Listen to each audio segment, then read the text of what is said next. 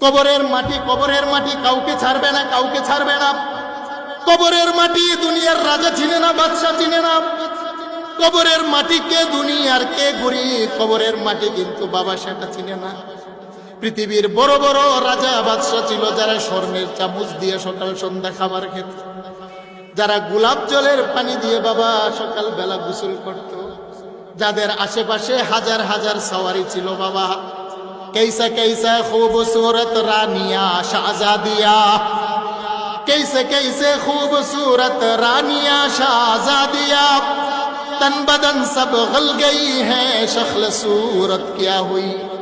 আপনি যান না বড় বড় রাজা বাদশাদের কবরের পাশে বাবা, গিয়ে দেখবেন তার কবরের কোনো চিহ্ন নাই।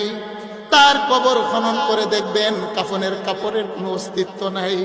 আর এই কাফনের কাপড় তো বড় দূরের কথা, আল্লাহ বলেন গোলাম তাদের কবরের পাশে গিয়ে যাও, তাদের হাড্ডিরও কোনো অস্তিত্ব আজকে পাবে না। আল্লাহু আকবার বলেন।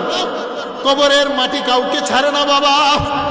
আপনি বড় বংশ জন্ম নিয়েছেন দুনিয়াতে।